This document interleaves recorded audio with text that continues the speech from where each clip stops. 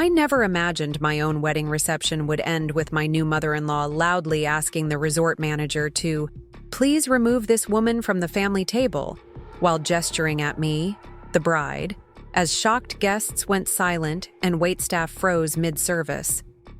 Even less could I have anticipated the look of absolute horror that washed over Patricia Wilson's perfectly contoured face when the manager leaned down and whispered, "Ma'am, I can't do that. Ms. Taylor is actually my employer. She owns Sapphire Bay Resort." Before we jump back in, tell us where you're tuning in from, and if this story touches you, make sure you're subscribed, because tomorrow I've saved something extra special for you. But that moment, that crystal-clear confrontation that shattered years of pretense and prejudice, became the catalyst that not only reclaimed my dignity, but transformed me from the unsuitable fiancé they'd tried to diminish into the woman who finally showed the entire Wilson family exactly who I'd been all along.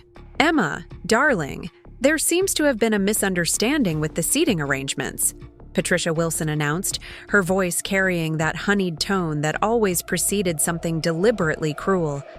She'd waited until we were midway through the reception dinner, when everyone was settled, and conversation flowed freely across the oceanfront terrace of Sapphire Bay Resort.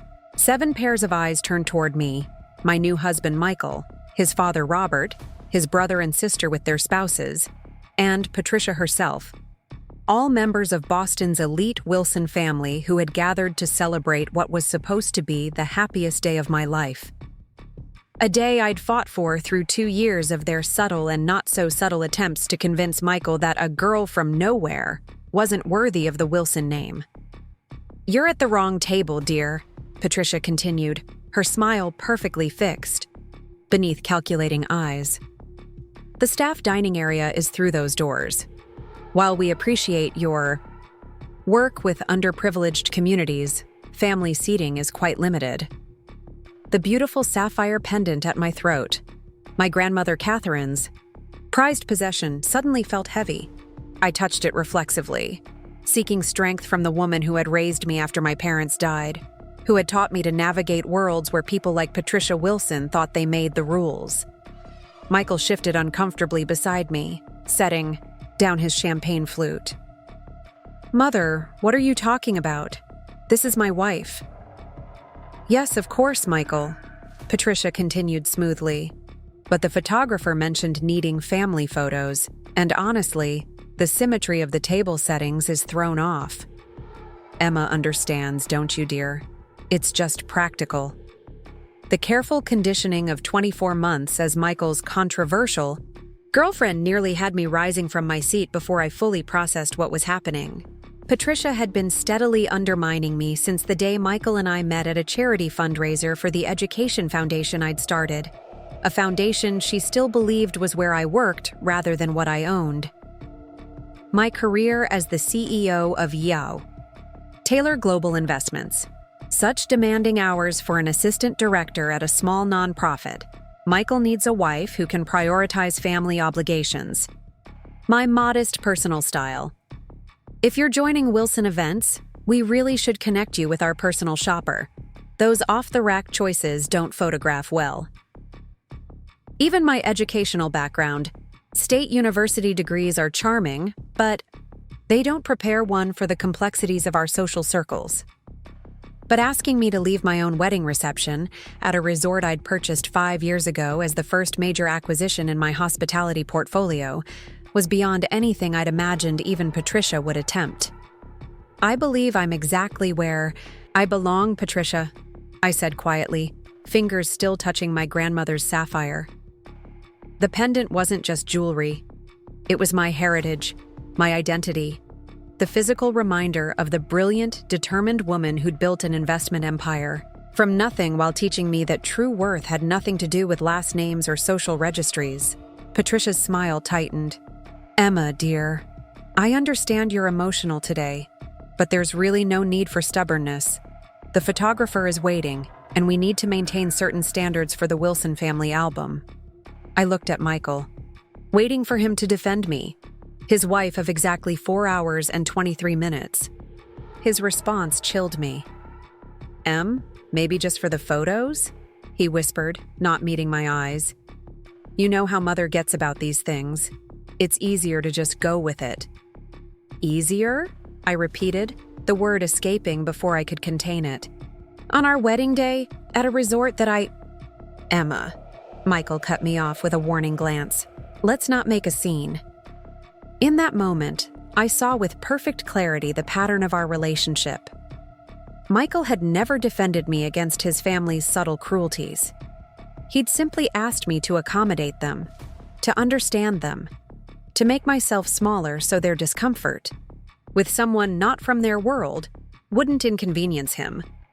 Every time I'd swallowed my dignity for the sake of peace, I'd taught the Wilsons, and worse, taught Michael, that I could be dismissed. A heavy silence fell over the table. The Wilsons weren't accustomed to direct resistance.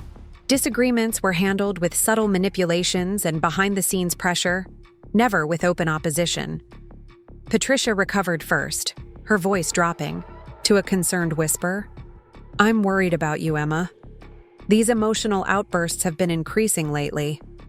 Michael mentioned you've been making unusual decisions about your little foundation. Unusual? I repeated. Well, darling, expanding into those international programs seems ambitious for someone with your limited experience. The Wilson Foundation could easily absorb your project and give it proper management. Limited experience, proper management, each phrase perfectly calibrated to diminish and control. Michael's sister Charlotte nodded sympathetically. Emma, we're only trying to help integrate you properly. The Wilson name comes with responsibilities and standards. In that moment, I saw with perfect clarity the future the Wilsons had planned. They hadn't accepted me. They'd simply decided to remake me. Each reasonable request, each helpful suggestion, had been another step in separating me from my identity, my accomplishments, and ultimately my power. I thought about my offices at Taylor Global Investments headquarters, where no one in this family had ever visited. I recalled the meetings. I'd rescheduled to attend Wilson family functions that Patricia deemed non-negotiable. I remembered declining an interview with Financial Times about my company's innovative investment approach because it conflicted with the Wilson Charity Gala. Most painfully, I recognized how I had participated in my own erasure, compromising to keep the peace, adapting to Wilson expectations, interpreting control as concern. The sapphire at my throat suddenly felt warm against my skin, as if my grandmother were trying to wake me from a 2-year trance. Emma, Patricia's voice sharpened. I've asked Gregory to arrange another seating for you. She gestured toward the resort manager who had approached our table, her expression conveying that she expected immediate compliance. Under the table, my hand moved to my phone, opening the Sapphire Bay management app I rarely needed to use. The Sapphire Bay Resort had been running smoothly under Gregory's excellent management since I'd purchased it. I'd deliberately kept my ownership private, not out of shame, but because my investment strategy had always emphasized empowering existing management rather than imposing my presence. I'd maintained that privacy when Michael proposed having our wedding here, partly because it seemed ostentatious to mention I owned the venue, but increasingly because I'd recognized that the Wilsons would find some way to diminish even this accomplishment. How charming that your little foundation has connections to such a lovely resort, Patricia would have said, somehow implying I'd received charity rather than acknowledging I'd built something significant. Patricia's outstretched hand, adorned with the Wilson family diamonds, seemed to represent everything that had been happening. The expectation of compliance, the assumption of authority, the belief that her desires automatically outranked my boundaries. Gregory, I said calmly, acknowledging the manager who had approached with obvious discomfort, having been put in an impossible position by Patricia. Preparing and narrating this story took us a lot of time, so if you are enjoying it, subscribe to our channel. It means a lot to us. Now back to the story. There's no need to rearrange anything. Patricia's smile turned frigid. Gregory, Please handle this situation immediately. Mrs. Wilson seems to be experiencing some wedding day nerves. The unfamiliar name jarred me. Mrs. Wilson, not Emma. Taylor Wilson, which was the name I'd chosen to take, honoring both my heritage and my marriage. Just Wilson, as if Emma Taylor had ceased to exist the moment I said, "I do." Gregory looked between us, genuine confusion evident on his face. He'd been managing Sapphire Bay for 3 years before I purchased it and had stayed on as part of my acquisition agreement. While he knew me as the owner, we maintained a professional distance that respected his operational expertise. "Mrs. Wilson?" he began carefully, clearly unsure which of us he was addressing. "Ms. Taylor is my legal name, Gregory," I corrected. Gently, though I'll be using Taylor Wilson personally. Michael's father, Robert, straightened in his chair. "Young man, my wife has made a simple request. The family needs to take photographs without disruption." "I don't understand," Michael finally spoke, looking bewildered. "Emma is family now. She should be in the photos." "Of course she'll be in some photos, darling," Patricia placated. "But there are certain core family traditions that require continuity." My phone screen displayed the Sapphire Bay management interface. With 2 taps, I could authorize any action within the resort's operations. I'd never used this authority to override Gregory's management. It existed for emergency situations, not personal intervention. But as I looked at the Wilson family watching me expectantly, waiting for my surrender, I recognized this moment for what it was: a fundamental choice about the direction of my life. The path of least resistance, leaving the table, apologizing for the misunderstanding, positioning myself where the Wilsons deemed appropriate, would restore surface peace. The other path led to unknown territory, likely conflict, but also toward reclaiming my identity. My grandmother's voice seemed to whisper in my memory. "Your strength isn't in avoiding confrontation, Emma. It's in choosing which battles truly matter." I pressed the authorization button and sent Gregory a simple message. "Please inform the table of my position." Gregory's phone buzzed. He glanced down, his professional composure momentarily slipping into surprise before he recovered. He straightened his shoulders and addressed the table with newfound confidence. "I apologize for the confusion, but I need to clarify something. There will be no change to the seating arrangements." He turned toward Patricia with impeccable professionalism. "Ms. Taylor is not only the bride, but also the owner of Sapphire Bay Resort and its parent company. She should remain exactly where she is." The look of shock that passed across the Wilson family faces might have been comical under different circumstances. Patricia's mouth actually fell open, her carefully maintained composure cracking visibly. "That's impossible," she finally managed. "Emma works for that little educational charity. Michael told us. I founded the Taylor Education Foundation," I corrected quietly. "It's one of my philanthropic initiatives. My primary work is as CEO of Taylor Global Investments, which acquired Sapphire Bay Resort 5 years ago." Michael stared at me, genuinely stunned. "You own this place? The entire resort? Why didn't you tell me?" The question hung in the air, so heavy with implications that it nearly took my breath away. Why hadn't I told him? Because in 2 years of relationship, he had never shown enough interest in my work to visit my office. Because whenever I mentioned business accomplishments, he gently redirected the conversation to topics the Wilsons found more suitable. Because I'd gradually stopped sharing significant parts of myself after seeing them diminished by the family I'd hoped to join. "You never asked," I replied simply, "about my work, my company, my achievements. You were content with your mother's assumption that I was just a charity worker who somehow managed to pay her own bills." Robert Wilson had recovered enough to attempt damage control. "This is highly irregular. If there's been some misrepresentation—" "The only misrepresentation," I interrupted with newfound clarity, has been my willingness to be less than who I am to make your family comfortable. That ends today. I stood slowly, the sapphire pendant catching the light from the sunset over the ocean. Gregory, would you please ensure that all our wedding guests continue to receive the exceptional Sapphire Bay experience? The Wilson family seems to need a moment to process some unexpected information. Of course, Ms. Taylor, he replied with a slight bow. Michael stood as well, his expression a mixture of confusion and dawning realization. Emma, we should talk privately about this. Yes, we should, I agreed. But not about what you think. Not about why I didn't tell you I own this resort, but about why I felt I couldn't tell you. Why I gradually stopped sharing my accomplishments, my ambitions, my true self with the man I loved enough to marry. Patricia had recovered her composure, switching tactics with practiced ease.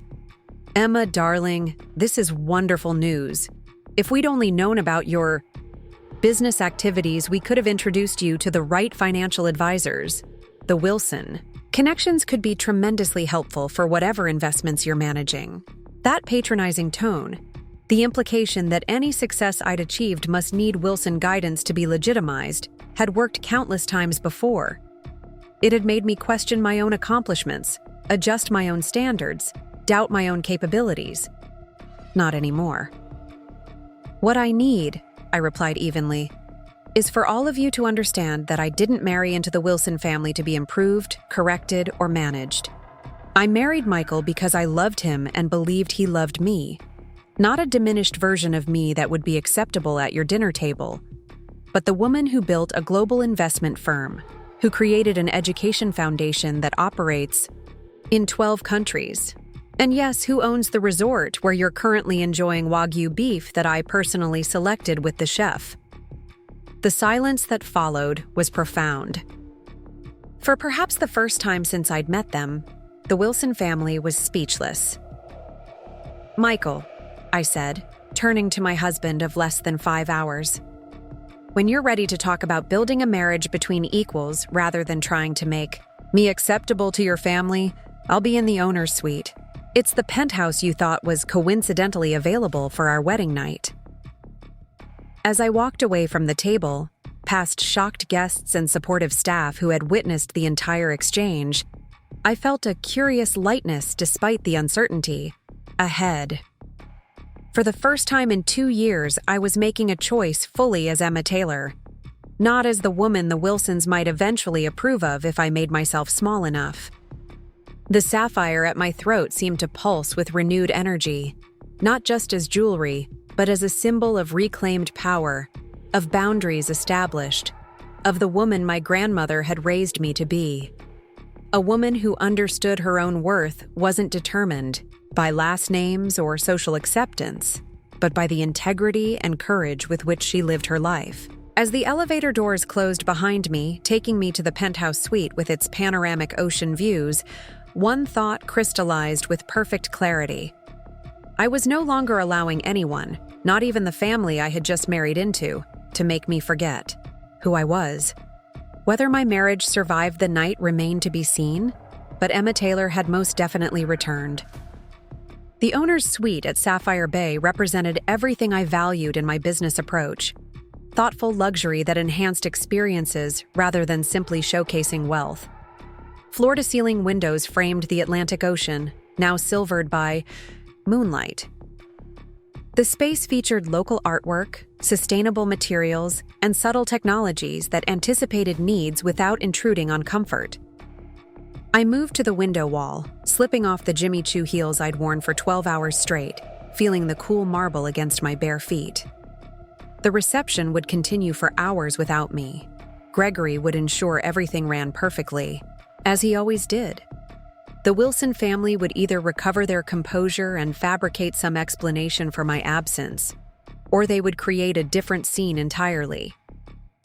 For the first time since I'd met Michael, I found I didn't particularly care which strategy they chose. The sapphire pendant felt heavy against my skin. I unclasped it and held it in my palm, remembering the day my grandmother had given it to me upon my graduation from that state school Patricia Wilson had so casually dismissed, the university where I'd graduated summa cum laude before building. Taylor Global Investments from my one-bedroom apartment. This Sapphire has witnessed everything, Grandma Catherine had told me. My greatest failures, my hardest decisions, my proudest moments. When you wear it, remember that your worth isn't in appearing perfect. It's in remaining true to yourself, especially when that's the hardest choice to make. I'd worn it through the early years of building my company, when male investors dismissed me, when competitors underestimated me, when 16-hour days tested my resolve. I'd touched it during difficult negotiations, drawing strength from its connection to the woman who'd taught me to stand my ground with grace. Yet somewhere in the past 2 years, I'd forgotten those lessons. I'd gradually surrendered pieces of myself to gain approval from a family that had no intention of ever truly accepting me. I'd edited my speech, modified my ambitions, hidden my accomplishments, all to avoid making the Wilsons uncomfortable with a woman who didn't fit their narrow definition of suitable. A soft knock interrupted my thoughts. For a moment, I thought it might be Michael, coming to have the conversation that would either begin our true marriage or end the charade we'd been enacting. Instead, when I opened the door, I found Sophia Chen, my chief operating officer and closest friend, who had watched the entire scene unfold from her table. "I brought reinforcements," she said, lifting a bottle of champagne in one hand and a plate of wedding cake in the other. "Figured you might need both." I laughed despite myself, stepping back to let her enter. Sophia and I had met in our university business program, the 2 scholarship students among trust fund classmates. We'd built Taylor Global Investments together, her operational brilliance complementing my investment strategy and vision. She'd been openly skeptical about my relationship with Michael from the beginning. "He seems nice enough," she'd said after first meeting him. "But does he actually see you? The real you, not just the parts that fit his expectations?" I hadn't wanted to hear it then. Now her question echoed painfully. "So," she said, setting down the champagne and cake on the coffee table. That happened, I agreed, sinking onto the sofa beside her. 2 years of pretending to be less than I am, and it took exactly 4 hours of marriage for me to realize I can't do it anymore. Sophia poured champagne into the crystal flutes that had been set out for a very different wedding night scenario. "For what it's worth, I've never been prouder of you than when you stood up to Cruella de Wilson down there." I smiled at the nickname we'd privately used for Patricia. "I just don't understand how I let it go this far. I'm not. I've never been the woman who compromises herself for a relationship. How did I become that person?" Sophia considered this, her analytical mind, the same one that had helped us navigate complex business challenges, turning to the personal. "It happened gradually. Each small compromise seemed reasonable in isolation. Each time you edited yourself to keep the peace, it became easier to do it again. Before you recognized the pattern, it had become your normal." The truth of her assessment hit home. The Wilsons hadn't demanded my capitulation all at once, that I would have resisted. Instead, they had slowly established constraints through subtle corrections, helpful suggestions, and concerned guidance. "Do you think Michael even knows who I really am?" I asked, voicing the question that had been forming since the confrontation. "Or did he fall in love with the version of me that was acceptable to his family?" "That's something only Michael can answer," Sophia replied gently. "But Emma, if he doesn't know who you really are after 2 years, you have to consider whether he ever wanted to know." Another knock at the door interrupted us, firmer this time. Sophia raised an eyebrow. "Want me to send whoever it is away?" I shook my head, setting down my champagne flute. "No, I need to handle this, whatever it is." When I opened the door, Michael stood in the hallway, his bow tie undone, his expression unreadable. "You own Sapphire Bay," he said simply. Yes. And Taylor Global Investments. Yes. Which, according to my father's hasty research over dinner, manages over $2 billion in assets and has outperformed his financial advisors 3 years running. 4, actually, I corrected. Your father's advisors are overly conservative in emerging markets. A flash of something. Respect, surprise, discomfort. Crossed his features before he asked, "Can I come in? I think we need to talk." Stepped aside, allowing him to enter. Sophia stood, champagne in hand. "I'll give you two some privacy." "No," Michael said, surprising us both. "Please stay, Sophia. I think I need to understand some things. And you've known Emma longer than I have. Though apparently not as well as I thought I did," he added with a hint of bitterness. I closed the door and returned to the sofa, suddenly exhausted. The adrenaline that had carried me through the confrontation was fading, leaving in its wake the realization that my wedding day had become something I'd never imagined, a reckoning rather than a celebration. "Why didn't you tell me?" Michael asked, remaining standing, his body language defensive. "About the company, about this resort, about any of it?" The question carried layers of accusation, as if my success was something I had deliberately hidden to deceive him. "I did tell you," I replied quietly. "When we first met, I told you I ran an investment firm.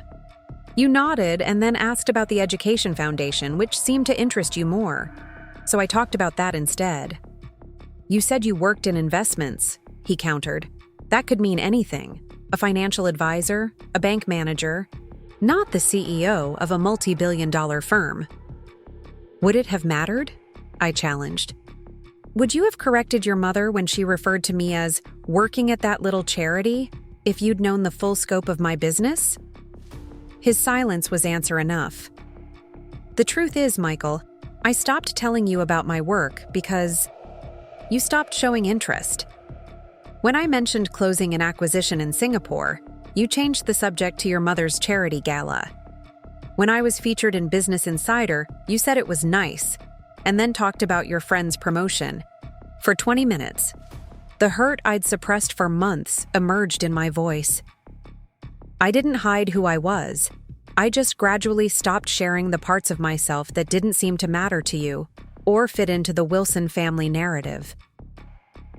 Michael ran a hand through his hair, a gesture of frustration I'd seen countless times. "That's not fair. I've always supported your work." "Supported isn't the same as valued or understood," I countered. "You've supported what you thought was a modest career that wouldn't interfere with Wilson family obligations. Would you have been as understanding about missed dinners or rescheduled weekends if you'd known they were for multi-million-dollar negotiations rather than charity planning?" Sophia, who had remained silent, set down her champagne. "If I may. Michael, in the 2 years you've been together, have you ever visited Emma's office? Met her executive team? Asked detailed questions about her business strategy or challenges?" His expression shifted from defensive to uncomfortable. I didn't want to intrude. I thought the foundation was your passion and the investment. Thing was just, I don't know, something practical to pay the bills.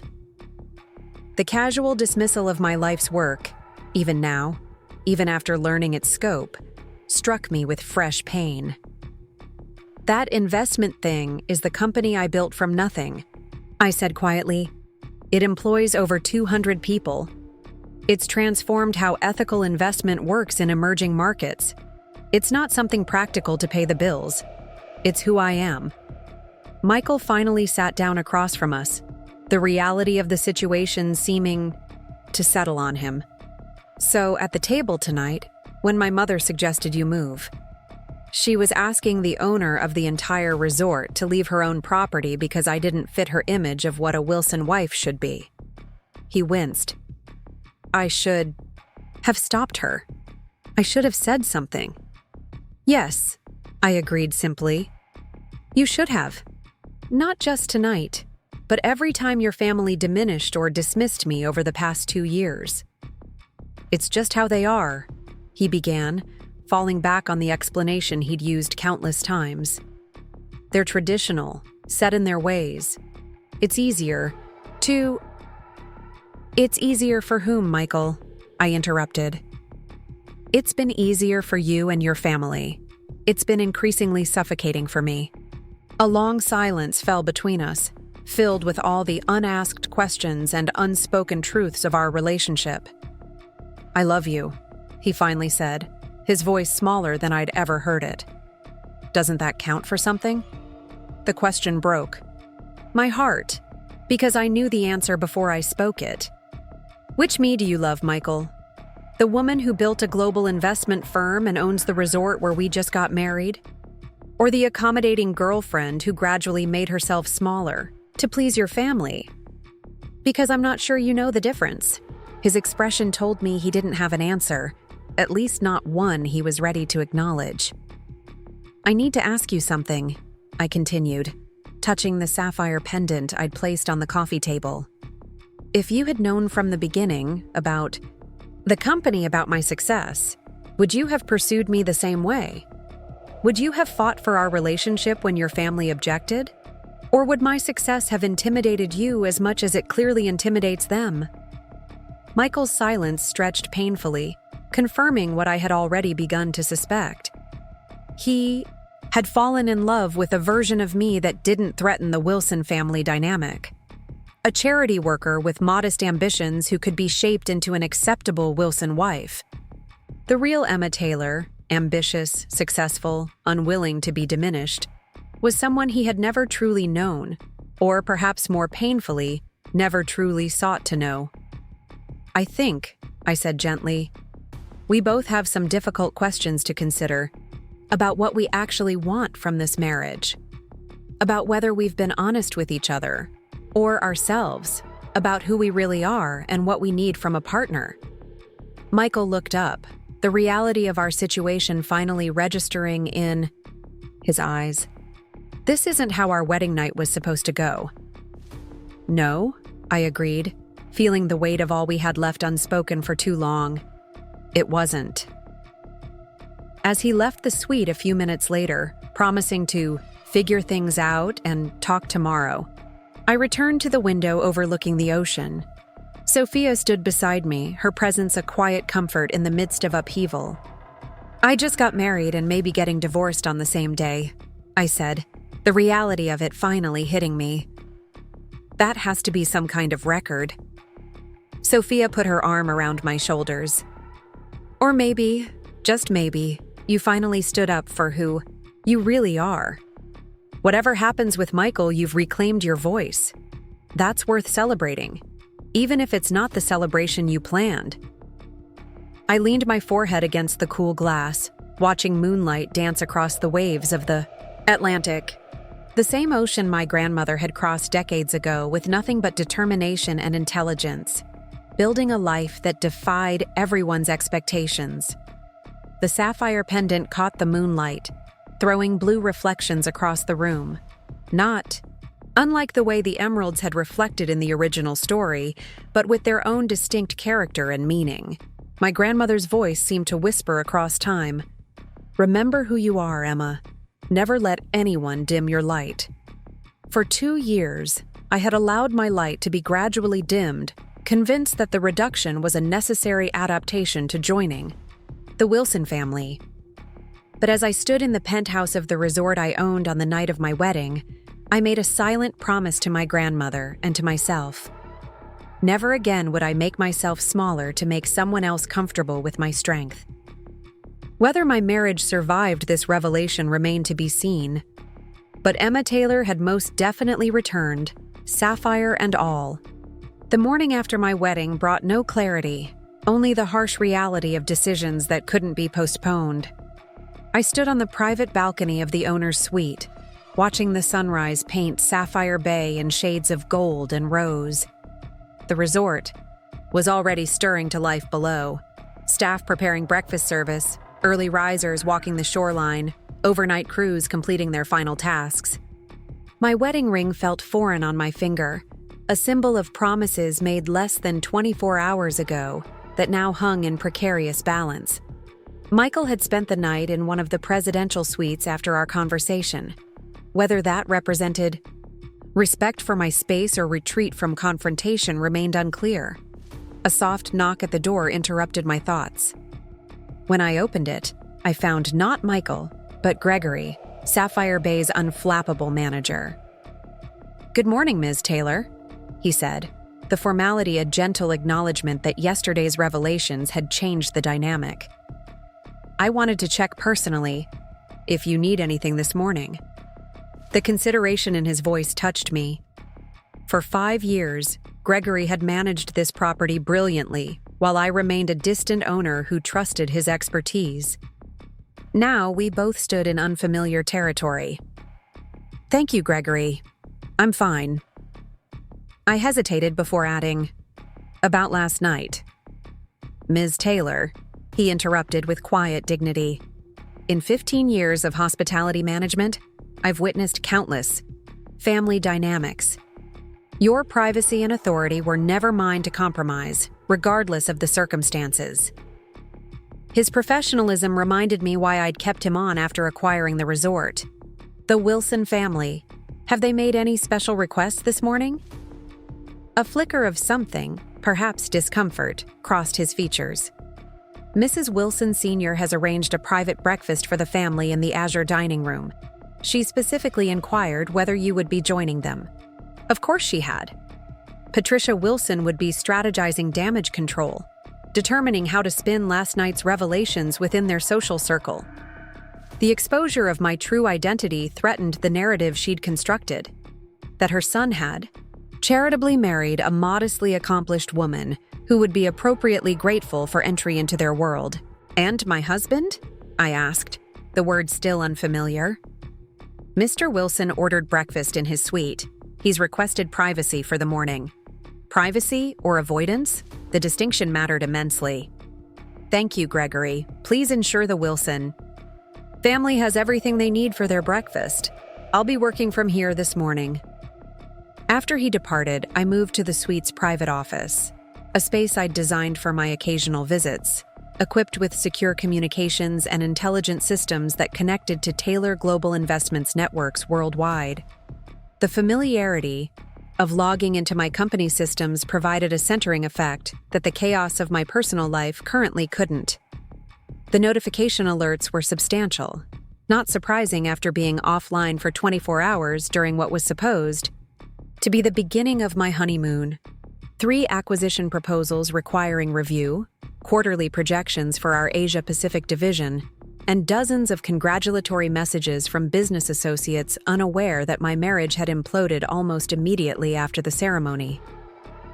Most pressing was an alert about West African Mining Corporation, a potential investment target we'd been analyzing for months. Their CEO had unexpectedly reached out overnight, eager to accelerate negotiations. The timing was challenging given my personal circumstances, but the opportunity represented exactly the kind of ethical resource development that formed the cornerstone of Taylor Global's investment philosophy. I was deep in financial analysis when my personal phone rang, Sophia calling from her guest room elsewhere in the resort. "Battle stations report," she announced without preamble.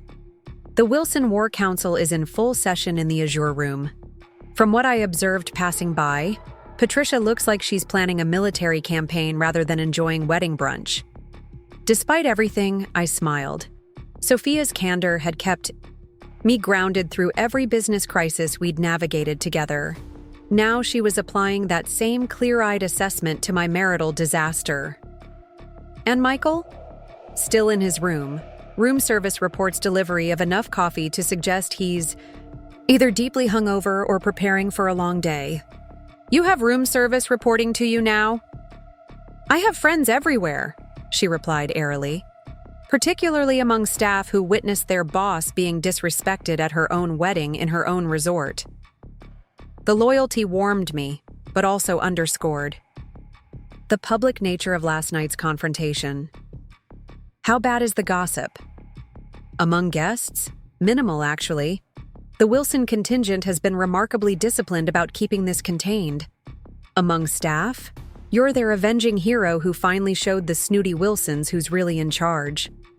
I sighed, pinching the bridge of my nose. This isn't how I wanted any of this to go, Soph. I just wanted a marriage based on mutual respect and understanding, she supplied.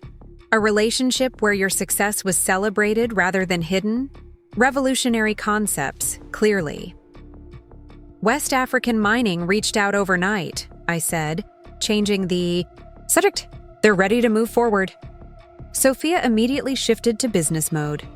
That's weeks ahead of schedule. Their environmental clearances must have come through early. This is the Rare Earths project, right? The one with the community development component? Yes, and their CEO is eager to discuss integration timelines.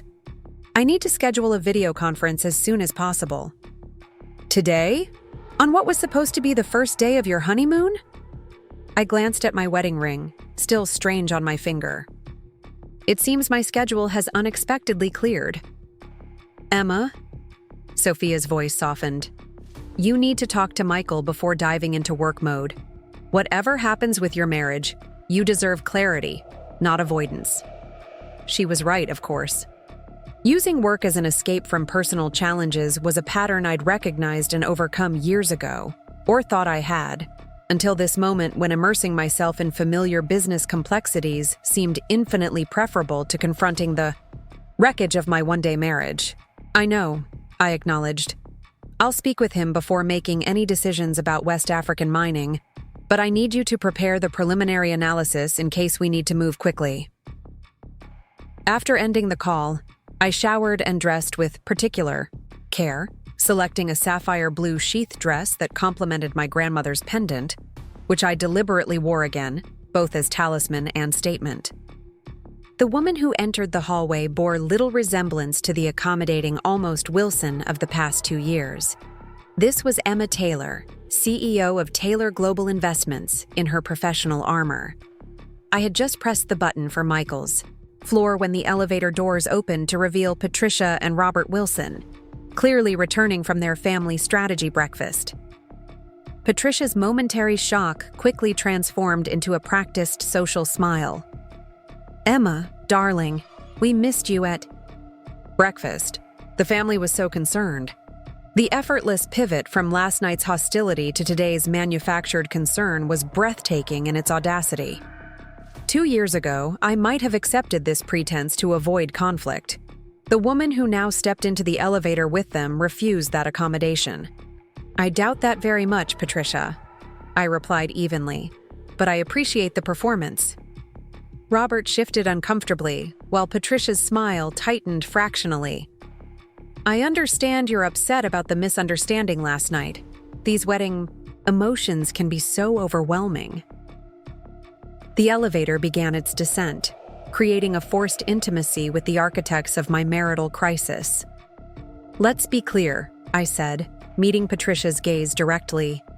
There was no misunderstanding. You attempted to remove me from my wedding reception at my own resort because I didn't meet your standards for a Wilson wife. The only misunderstanding was yours, about who I am and what I'm willing to tolerate. Now see here, Robert began, his authoritative boardroom voice activating. There's no need for this confrontational approach. We're family now. Are we? I asked simply. Because family typically involves mutual respect, which has been noticeably absent from the Wilson side of this equation. Patricia placed a manicured hand on my arm, a gesture of false intimacy she'd often used when delivering particularly cutting remarks disguised as helpful advice. Emma, we've only ever wanted what's best for Michael and for you to find your place in our world. If we'd known about your business success, we could have approached things differently. I gently removed her hand. That's precisely the problem, Patricia. You never bothered to discover who I really was because you were too busy deciding who I should become. And Michael allowed it to happen. The elevator doors opened at Michael's floor, but I remained inside, suddenly certain that this conversation needed to happen first. "I'm going to speak with my husband now," I told them as the doors began to close. "I suggest you give us the privacy to determine whether this marriage has any foundation worth building upon." Patricia's composed mask slipped momentarily, revealing genuine alarm. "Emma, whatever you're thinking of doing, remember that hasty decisions reflect poorly on everyone involved. The Wilson name..."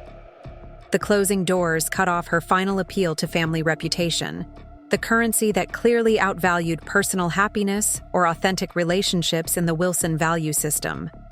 I rode the elevator back up, my destination changing, from Michael's suite to my own. This conversation needed to happen on my territory, not in a space the Wilsons had arranged. I messaged Michael asking him to meet me in the owner's suite when he was ready to talk. His response came quickly. "On my way." While waiting, I moved to the window wall overlooking Sapphire Bay's pristine beaches and turquoise waters. I had purchased this resort not just as a business investment, but because something about its natural beauty and understated elegance resonated with my personal values. Beauty without pretension. Excellence without ostentation. Value created through experience rather than exclusivity. The Wilson approach to life couldn't have been more different.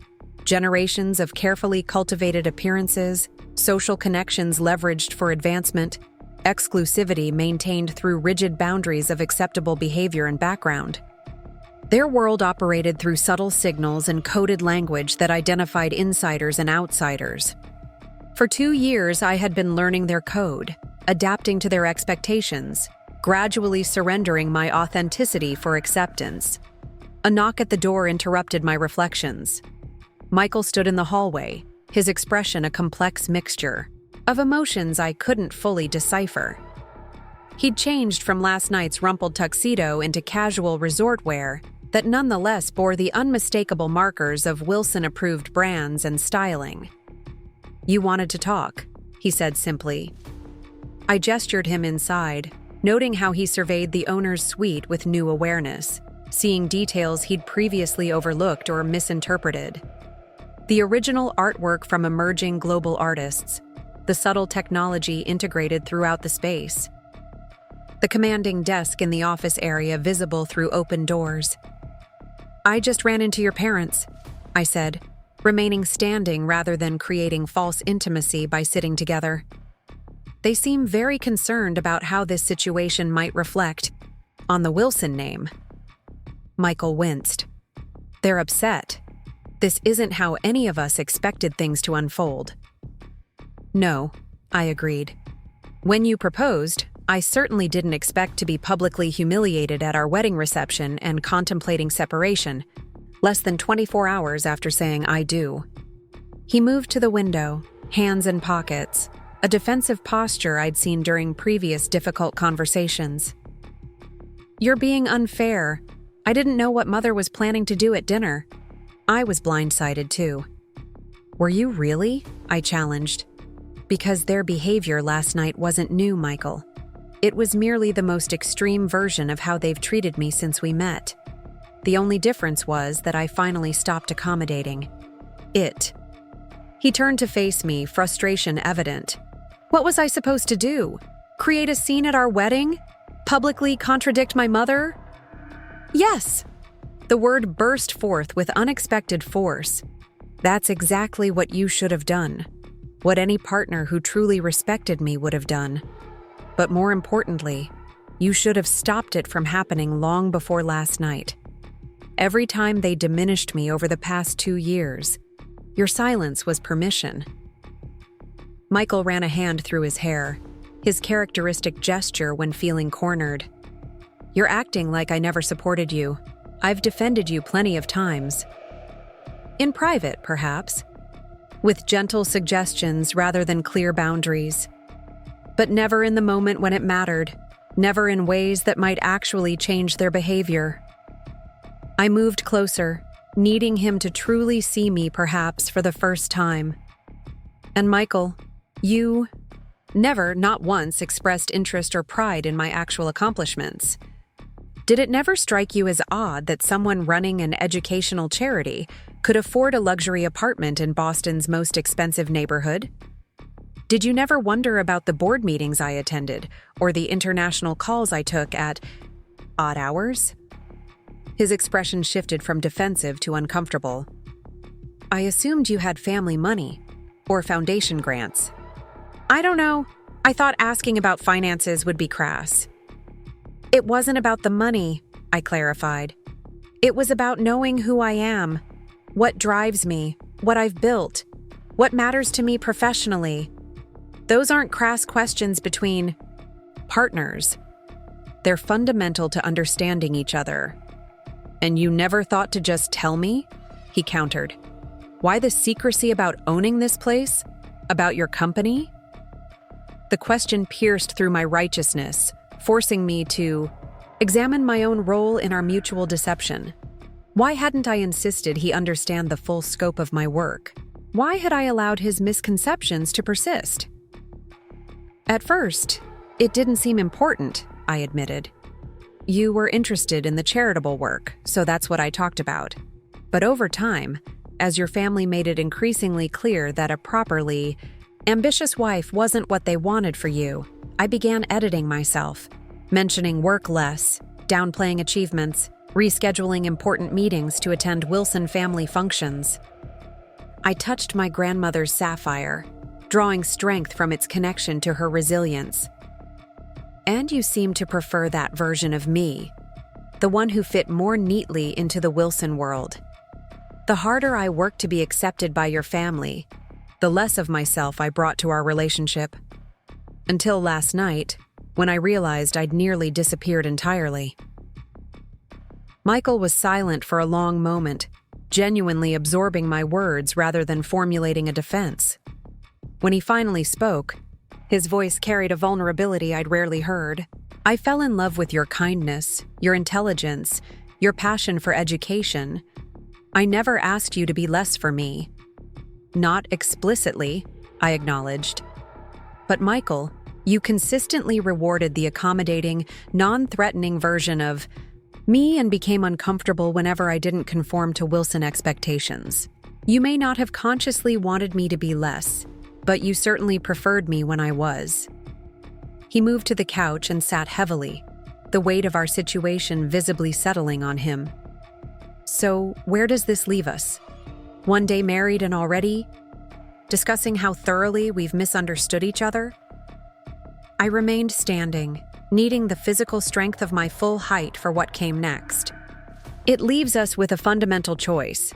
We can either use this as an opportunity to build something authentic, a relationship between the real Michael Wilson and the real Emma Taylor, or we can acknowledge that we've been in love with idealized versions of each other that don't actually exist. And if my parents can't accept the real Emma Taylor? The question revealed volumes about his priorities and concerns. Not whether he could love the real me, but whether his parents could accept me. Then you'll have another choice to make, I replied quietly, between their approval and our marriage. Because I won't go back to making myself smaller to earn Wilson. Acceptance. Michael looked stricken. You're asking me to choose between my family and my wife? No, I corrected. Your family is asking you to choose between their control and your wife's dignity. There's a difference. Before he could respond, my phone buzzed with an urgent message from Sophia. Wilson Sr. making calls to business associates about unfortunate wedding situation. Damage control or something else? A chill ran through me. Robert Wilson's connections extended throughout Boston's business community. While his influence couldn't directly impact Taylor Global Investments' international operations, he could certainly create complications within certain domestic circles. I need to take this, I told Michael, moving toward the office. We can continue our conversation later. Of course, he said, with a hint of bitterness. Business calls. I turned back, suddenly angry. Yes, Michael, business calls. The global investment firm I built from nothing needs my attention occasionally. That's not a character flaw or a convenient excuse. It's my life's work. If that reality makes you uncomfortable, then we have even more fundamental problems than I thought. He had the grace to look ashamed. I'm sorry. That was unfair. I nodded acknowledgement but continued to the office, closing the door firmly behind me. Sophia answered on the first ring. Robert Wilson is calling his banking connections, she reported without preamble. From what I've gathered, he's suggesting that your emotional instability might be affecting business judgment. He's being careful, nothing actionable legally, but the implications are concerning, especially with the West African mining negotiations accelerating. The calculated malice took my breath away. Robert wasn't just protecting family reputation. He was actively attempting to undermine my professional credibility. How widespread? 3 confirmed calls to mutual connections. Likely more we haven't traced yet. Emma, this isn't just petty revenge. This is a strategic attempt to create doubt about your leadership at a critical business juncture. The Wilson playbook was becoming clear. If they couldn't control me through Michael, they would attempt to destabilize my business standing. It was the same approach they'd reportedly used against other individuals who had crossed them in professional contexts. Subtle reputation damage rather than direct confrontation. Contact legal, I instructed. I want options prepared, even if we don't deploy them immediately, and accelerate the West African mining call. I want to secure that deal before any Wilson-generated rumors can complicate negotiations. Already scheduled for this afternoon, Sophia confirmed. But Emma, this makes your personal situation even more complicated. If you and Michael try to reconcile, you'll be bringing potential business adversaries into your extended family. The observation landed heavily. Any path forward with Michael now carried professional implications beyond the personal challenges. One crisis at a time, Soph. Let's secure West African mining first, then I'll figure out whether my marriage is salvageable. After ending the call, I returned to the main room where Michael waited, his expression suggesting he'd heard enough of my conversation to recognize something serious was happening. Business emergency? He asked, his tone carefully neutral. I studied him for a moment, weighing how much to share. This moment represented another crossroads in our relationship, one where honesty might determine whether any foundation remained for rebuilding. Your father is calling his banking connections to suggest I'm emotionally unstable and that my business judgment might be compromised, I said directly. It's a deliberate attempt to undermine a major deal we're negotiating. Michael's face drained of color. That can't be right. Dad wouldn't... He absolutely would, I interrupted. The Wilsons protect their interests aggressively. I've become a threat rather than an asset, so I'm being managed accordingly. I'll talk to him, Michael promised, reaching for his phone. This has to stop. I placed my hand over his, preventing the call. That's not the point, Michael. The point is that your family's first instinct when faced with someone they can't control is to destroy rather than understand. Is that really the dynamic you want in our marriage? He looked genuinely torn. The loyal son raised to uphold Wilson. Family solidarity versus the husband confronted with undeniable evidence of his family's tactical cruelty. I need time to think, he finally said. This is a lot to process. I nodded, understanding the genuine struggle he faced while also recognizing that his hesitation itself revealed much about our fundamental compatibility. A true partner would have been unequivocally outraged by his father's actions, not conflicted about where his loyalties should lie. Take whatever time you need, I replied. I'll be focusing on protecting my company from your father's interference. Once that's secured, we can continue this conversation. After Michael left, I moved to the balcony, needing fresh air and perspective. The sapphire pendant at my throat caught the midday sun, its deep blue intensity reminding me of my grandmother's unflinching approach to both business and personal challenges. Never confuse accommodation with wisdom, she had told me once. Sometimes the kindest path forward requires standing firmly in your truth, even when others find that truth inconvenient. The Wilsons had found my truth, my success, my autonomy, my unwillingness to be diminished, deeply inconvenient to their plans for their son and their family legacy. Now they were attempting to minimize the threat I represented through the same tactics they'd employed throughout their privileged history: social isolation, reputation damage, and financial pressure.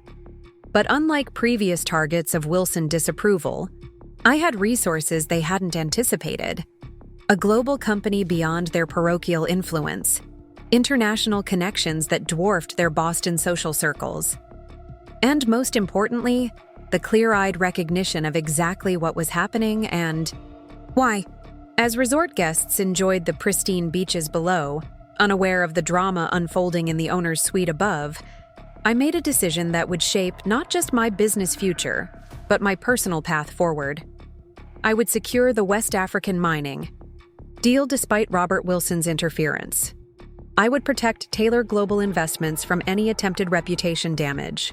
And I would give Michael the space to determine whether he wanted to be my partner or his parents' son. But I would not, under any circumstances, make myself smaller to accommodate Wilson family expectations ever again. The Emerald Pendant, in the original story, had represented reclaimed power and established boundaries. My sapphire now symbolized the same hard-won clarity. Some battles couldn't be avoided through compromise because the very demand for compromise was itself the problem to be overcome. With newfound resolution, I returned to the office to prepare for the afternoon's negotiations, both professional and personal. Whatever direction my one-day marriage took from here, Emma Taylor had fully returned, sapphire and all. The West African mining video conference was scheduled for 3 o'clock, precisely the time when, according to our original honeymoon itinerary, Michael and I would have been boarding a private yacht for a week-long cruise through the Greek islands.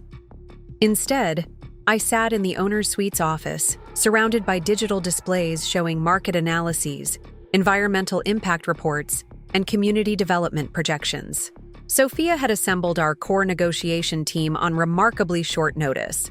Alejandro from legal, Priya handling financial modeling, and Marcus overseeing the community investment components that distinguished Taylor Global's approach from conventional mining acquisitions. All appeared on separate screens, professional and prepared despite the unexpected timeline acceleration. "Any word from our banking partners about the Wilson situation?" I asked Sophia during our pre-meeting strategy session. She shook her head. "Nothing concrete, but Fraser at Atlantic Trust mentioned unusual inquiries about our liquidity position. Robert Wilson is being careful, raising questions rather than making direct allegations. Classic Wilson approach," I noted. "Create doubt through implication rather than risking direct confrontation." Marcus raised an eyebrow. "Should we be concerned about financing for this acquisition?" "No," I said firmly. "Our capital position is strong, and we've cultivated international banking relationships specifically to avoid over-reliance on any single regional network." The Wilsons have influence in Boston financial circles, but limited reach beyond. We transitioned smoothly into final preparation for the West African mining negotiation, reviewing valuation models, confirming community benefit structures, and aligning on our strategic approach. The familiar rhythm of business strategy provided welcome clarity compared to the emotional turbulence of my personal situation. At precisely 3 o'clock, Dr. Kwame Addo, CEO of West African Mining, appeared on the main screen. His dignified presence and direct communication style had impressed me during our initial discussions months earlier. "Ms. Taylor," he greeted me. "I appreciate your availability on such short notice. I understand this timing is unexpected." His careful phrasing suggested he might be aware of my recent wedding, though hopefully not its dramatic aftermath. Some schedule adjustments were necessary, but this opportunity warranted immediate attention, I replied diplomatically. "We've reviewed your updated prospectus and environmental certifications. Congratulations on securing clearances ahead of schedule. Dr. Addo nodded, his expression serious. Our government partners recognize the importance of establishing operations that balance resource development with environmental sustainability and community benefit. Your company's reputation in this regard was significant in their decision-making. For the next 2 hours, we navigated the complex negotiations that would structure our acquisition of West African Mining's rare earth operations. Beyond the standard financial terms, we focused extensively on what made Taylor Global's approach distinctive. Guaranteed local employment quotas, educational infrastructure development, comprehensive environmental monitoring, and profit sharing, mechanisms with affected communities. Throughout the discussion, I remained intensely focused, pushing thoughts of my marital crisis firmly aside. This negotiation represented exactly why I'd built Taylor Global Investments, to demonstrate that ethical resource development could be both profitable and beneficial to local communities, creating sustainable value rather than extractive exploitation. As we approached agreement on the final structural terms, Dr. Addo raised an unexpected topic. Ms. Taylor, I feel I should mention, we received inquiries today from another potential investment partner suggesting your company might be facing internal challenges. My expression remained neutral despite the surge of anger I felt. Robert Wilson had moved even faster than anticipated. Interesting timing, I commented. May I ask the nature of these inquiries? Questions about decision-making stability and financing certainty, he replied carefully. Nothing specific, but unusual enough that I felt transparency was warranted. Sophia and I exchanged glances through our respective video feeds. This confirmed our suspicions about Robert Wilson's interference, but also presented an opportunity to address it directly. Dr. Addo, I appreciate your candor, I responded. Taylor Global Investments is currently experiencing precisely zero financial or operational challenges. What we are navigating is an attempt by certain individuals to create perception issues following a personal matter that occurred at my wedding yesterday. His eyebrows rose slightly. I see. These individuals have social connections within certain regional financial circles, which explains the inquiries you received. However, our company fundamentals, leadership structure, and capital position remain exceptionally strong, as evidenced by our ability to proceed with this acquisition on accelerated timelines. After a moment's consideration, Dr. Addo nodded. Transparency builds trust, Ms. Taylor. I appreciate yours. The remainder of the negotiation proceeded smoothly, concluding with preliminary agreement on all major terms pending final documentation. As the video conference ended, Sophia remained online after the others had disconnected. That was masterful, she said, addressing the Wilson interference directly instead of defensively. Transparency is always less damaging than rumor, I replied, a lesson my grandmother had emphasized throughout my business education. Better to control the narrative than allow others to create one for you. Speaking of control, your father-in-law just requested a meeting with our banking team at Atlantic Trust, supposedly to discuss Wilson family investment opportunities. I laughed despite myself. Remarkably transparent. He's hoping to leverage personal connections to gather inside information about our financial position. Shall I have legal prepare a formal cease and desist regarding interference with business relationships? I considered this, weighing professional boundaries against potential personal consequences. Not yet. Let's secure the West African mining deal first, then reassess based on Robert's next moves. And I need to give Michael space to figure out where he stands in all this. After ending the call, I moved from the office to the balcony, needing fresh air and perspective. The sun was beginning its descent toward the western horizon, casting golden light across Sapphire Bay's pristine waters. Guests strolled along the beach or enjoyed early cocktails at the oceanfront bar, their holiday pleasures untouched by the drama unfolding in the owner's suite. My phone buzzed with a message from Michael. Can we talk? Dinner in the suite? The simplicity of the request belied the complexity of our situation. Was this a peace offering? A prelude to reconciliation? Or perhaps a precursor to formally ending what had barely begun?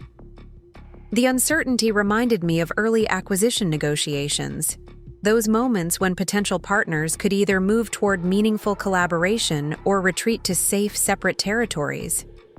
I replied with equal brevity, 7 p.m., I'll arrange it. After messaging Gregory to organize a private dinner service, I changed from my business attire into something less formal, but still polished. A silk blouse and tailored pants in deep navy that complemented my grandmother's sapphire. The pendant remained at my throat, both comfort and reminder of the woman who had taught me to navigate difficult conversations with clarity and purpose.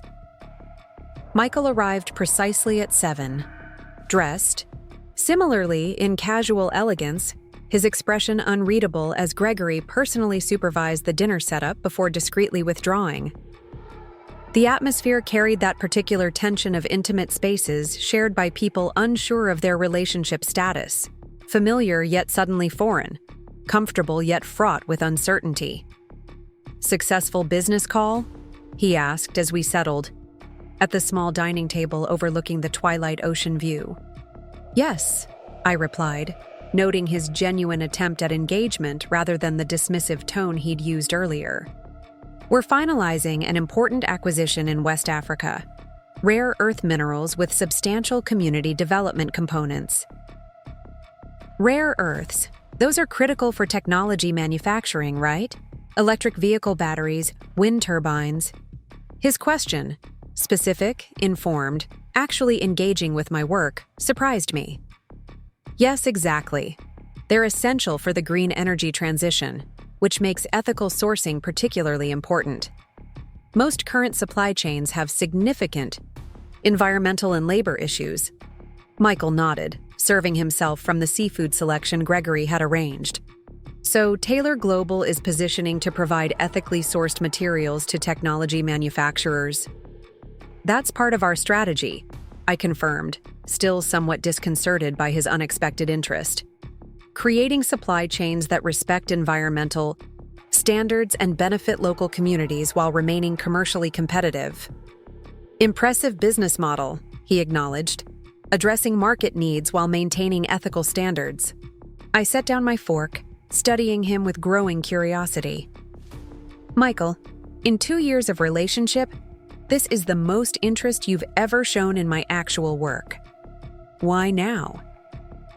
He had the grace to look somewhat embarrassed. "I spent most of today thinking about what you said, about not knowing who you really are because I never bothered to ask. You were right." The admission was unexpected enough that I remained silent, allowing him to continue. "I did some research today," he admitted. "Read? About Taylor Global Investments, your acquisition strategy, the Educational Foundation's international programs. I even watched that TED Talk you gave on ethical investment in developing economies. The one your mother said I should decline because Wilson wives don't seek publicity?" I couldn't keep the edge from my voice. "Yes," he acknowledged, wincing. "Slightly. I'm beginning to see how much of yourself you set aside to meet expectations that were unreasonable." The understatement almost made me laugh. Unreasonable barely scratched the surface of what the Wilson family had demanded, the gradual erasure of my accomplishments, ambitions, and identity to fit their narrow definition of suitable. "I spoke with my father today as well," Michael continued, his expression hardening, "about his calls to banking connections regarding your company. This caught my full attention. And? He denied any harmful intent, claimed he was simply clarifying the family position given the unfortunate wedding incident. But when pressed, he admitted to suggesting your judgment might be emotionally compromised. The calculated malice of Robert Wilson's interference still stunned me, even having anticipated it. And your response? Michael met my gaze directly for perhaps the first time since our confrontation. I told him it was unacceptable, that attempting to undermine your business crossed a line that threatened not just my marriage, but my relationship with the entire family. The unexpected backbone in his response stirred complicated emotions. Appreciation for this belated defense mingled with disappointment that it had taken such extreme circumstances to prompt it. His reaction? I asked. Dismissive at first, said I was overreacting, that protecting family interests sometimes required strategic information management. When I remained firm, he switched to concern about what people would think if our marriage ended after one day. Ah, the Wilson reputation, I noted. Always the primary consideration. That's when I realized something I should have seen years ago, Michael said, setting down his cutlery. My family doesn't actually care about my happiness. They care about appearances, connections, and control. My marriage is valuable to them only if it reinforces those priorities. The insight seemed so fundamental, so obvious from an outside perspective, that I struggled to respond without sounding patronizing. That's a difficult recognition after a lifetime of family loyalty. It shouldn't have taken this disaster for me to see it, he acknowledged, or to understand how thoroughly I've been complicit in their treatment of you. The candles Gregory had placed on the table flickered in the evening breeze coming through the partially open balcony doors, casting shifting shadows across Michael's features. In that interplay of light and darkness, I searched for the man I had fallen in love with 2 years earlier, the one whose kindness and intelligence had initially attracted me, before Wilson family expectations gradually transformed our relationship. Where does this leave us? I finally asked, echoing his question from our earlier conversation. Michael didn't answer immediately, instead rising to move toward the balcony. I joined him there, both of us looking out over Sapphire Bay's moonlit waters without speaking.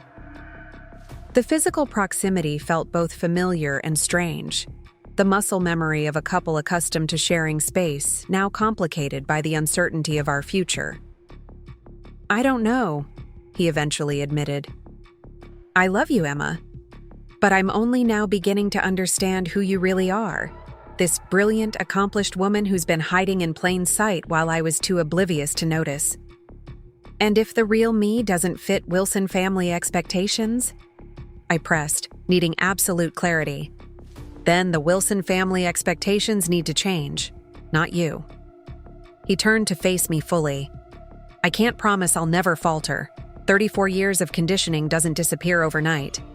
But I can promise to try, to really see you, to stand with you against anyone who tries to diminish you, including my own family. The words were right, but experience had taught me to trust actions over declarations. That's a significant shift from yesterday, when you asked me to move seats at our wedding reception to appease your mother. He winced at the reminder. I'm not asking for immediate forgiveness or even trust, just time. Time to demonstrate through actions that I can be the partner you deserve, rather than the Wilson heir my family programmed me to be. Before I could respond, my phone buzzed with an urgent notification, a secure message from Marcus about West African mining. I'm sorry, I need to check this, I said, moving back into the suite. The message was direct. Secondary acquisition. Offer landed minutes after our call. Addo seeking clarification on terms. Need immediate response. The timing couldn't be coincidental. Someone had strategically waited for our negotiation to conclude before submitting a competing offer, a common tactic to identify serious contenders before attempting to outbid them. I messaged back, source of competing offer? Marcus's response came quickly. European Consortium, newly formed, limited public information. A newly formed consortium with opaque ownership arriving immediately after Robert Wilson's inquiries. About our interest? The pattern was suspicious enough to warrant investigation.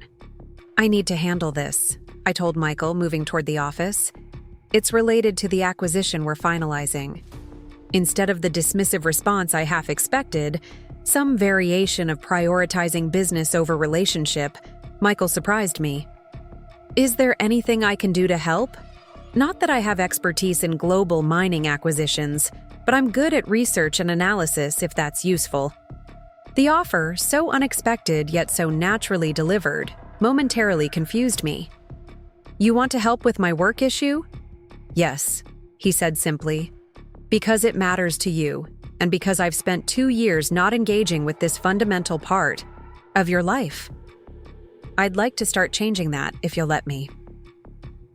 The gesture, small but significant, suggested possibilities I hadn't considered. That perhaps Michael might actually be capable of the transformation he promised, of becoming a genuine partner rather than a Wilson proxy. Actually, there is something, I decided. I need background research on a European investment consortium that's suddenly competing for this acquisition. Given your father's interference with our banking relationships, I'm concerned there might be connections. Michael's expression darkened. You think my father might be behind the competing offer? I think the timing is suspicious, I replied carefully. And Robert Wilson has considerable European business connections, particularly in old money investment circles. Moving into the office, I granted Michael guest access to our secure research platform, a level of professional trust I'd never previously extended to him. For the next hour, we worked side by side investigating the mysterious consortium, him researching corporate registrations and ownership structures while I communicated with our team about strengthening our acquisition offer. The collaborative focus felt strangely intimate, more connected than many supposedly romantic moments we'd shared during our relationship. This was partnership in its truest form: shared purpose, complementary skills, mutual respect for each other's capabilities. Found something, Michael announced eventually. The consortium was registered just 3 days ago in Luxembourg. The listed directors include Philippe Dupont, who sits on the board of European Heritage Bank. Which connects to your father how? Dad's been doing business with European Heritage for decades. Philippe attended our engagement party last year. He was at the wedding yesterday. The connection was circumstantial but compelling. Robert Wilson appeared to be leveraging his European banking relationships to create a competing offer for West African mining, not necessarily to acquire the company himself, but to complicate our negotiations and potentially damage Taylor, Global's business opportunities. It's not definitive proof, Michael acknowledged, but the timing and connections are too convenient to be coincidental. I nodded, processing the implications of Robert Wilson's apparent determination to undermine my company as punishment for challenging Wilson family authority. Thank you for researching this. It helps confirm our strategy moving forward. Which is? Accelerating our formal offer with enhanced terms before this mystery consortium can solidify their position. We've already built relationships with the local communities and government authorities that would take any new entrant months to establish. As I prepared to message our team with updated strategy, Michael touched my arm gently. Emma, I need to say something. If my father is behind this, trying to damage your business because of our personal situation, it's unforgivable. You need to protect your company however necessary, even if that means taking legal action against my family. The declaration, delivered without hesitation or conflicted loyalty, represented perhaps the most significant shift in our relationship dynamic since we'd met. For the first time, Michael was placing my legitimate interests above Wilson family solidarity. That's not what I expected you to say, I admitted. 24 hours ago, I wouldn't have said it, he acknowledged. But seeing the lengths my family might go to maintain control has clarified a lot of things, including where my priorities should lie. The sapphire at my throat caught the office light as I considered his words. My grandmother had often said that crisis revealed character more clearly than success ever could. Perhaps this wedding disaster was serving exactly that function, revealing Michael's true character beyond the Wilson conditioning, while clarifying my own boundaries and non-negotiable values. "I need to finalize our strategy," I said, neither accepting nor rejecting his implied reconciliation offer. "Would you mind giving me some space to work?" "Of course," he agreed, rising from the desk. At the office doorway, he turned back. "For what it's worth, Emma, watching you work tonight, seeing your strategic thinking, your command of complex business dynamics, it's extraordinary. I'm sorry it took me so long to truly see this side of you." After he departed, I focused on strengthening our West African mining acquisition strategy, working closely with the team to accelerate timelines and enhance terms while maintaining our ethical development commitments. We finalized the updated offer shortly before midnight, positioning Taylor Global to secure the acquisition despite Robert Wilson's apparent interference.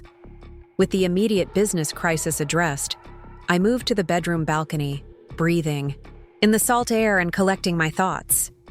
The day had been a whirlwind of professional and personal revelations, challenging my assumptions about both my marriage and my husband. Michael's unexpected engagement with my work, his research assistance, his apparent willingness to prioritize our relationship over Wilson family demands, all suggested possibilities I hadn't considered. Perhaps the man I'd fallen in love with still existed beneath the Wilson air conditioning. Perhaps he was capable of becoming a true partner rather than remaining his parents' proxy. But experience had taught me to trust patterns over promises, consistent actions over momentary declarations. One evening of supportive behavior didn't erase 2 years of allowing his family to gradually diminish me, of prioritizing Wilson approval over my dignity and identity. The sapphire pendant felt heavy against my skin as I considered the path forward. My grandmother had built her business empire on careful assessment of both opportunity and risk, never allowing emotional responses to cloud strategic judgment. She would have advised me to evaluate Michael's transformation with the same clear-eyed analysis I applied to potential investments, looking for consistent evidence rather than accepting aspirational declarations. As moonlight silvered sapphire, bay's gentle waves, I reached a decision that honored both my heart and my hard-won wisdom. I would give Michael the opportunity to demonstrate through sustained actions that his priorities had truly shifted, that he could become the partner I deserved rather than the Wilson heir his family had programmed him to be. Not because I needed a husband at any cost, but because the man I'd glimpsed tonight, engaged, supportive, willing to challenge his family's toxic patterns, might actually be worthy of partnership with the real Emma Taylor. But I would do so with clear boundaries and non-negotiable expectations. No more diminishing myself to fit Wilson parameters. No more accepting subtle undermining as normal family dynamics. No more sacrificing my professional authority to accommodate outdated gender expectations. The decision felt neither like surrender nor victory, but rather like strategic clarity, recognizing potential value while acknowledging legitimate risk. Much like the West African mining acquisition, this relationship represented possible returns that justified continued investment, provided the fundamental terms remained aligned with my core values. The sapphire at my throat caught moonlight as I turned back toward the suite, casting blue reflections that reminded me of my grandmother's unwavering approach to both business and personal integrity. Whether my marriage survived this crisis remained uncertain, but one thing was absolutely clear. Emma Taylor, CEO, entrepreneur, woman of substance, would never again accept invisibility as the price of acceptance. The morning sun streamed through the owner's suite windows, illuminating the spacious living area where I sat reviewing the finalized acquisition documents for West African mining. Our team had worked through the night to strengthen our position, and Dr. Addo had confirmed acceptance of our enhanced terms just after dawn. The mysterious competing consortium had suddenly withdrawn their interest. Either their strategy of disruption had failed, or they'd recognized our superior positioning with local authorities and community stakeholders. A soft knock interrupted my review. When I opened the door, I found Gregory with his characteristic professional composure. Good morning, Ms. Taylor. I hope I'm not disturbing you. Not at all, Gregory. What can I do for you? He hesitated slightly before continuing. Mrs. Wilson Sr. has requested a meeting with the resort's ownership representatives. She was rather insistent about discussing what she termed unacceptable service standards during yesterday's events. I couldn't help but smile at the irony. Patricia Wilson, still unaware that I was her direct target, was attempting to complain about me to me. Did she specify what these unacceptable standards entailed? She mentioned staff who forget their proper place and management failure to maintain appropriate distinctions between guests and service personnel. Gregory's neutral tone couldn't quite mask his discomfort.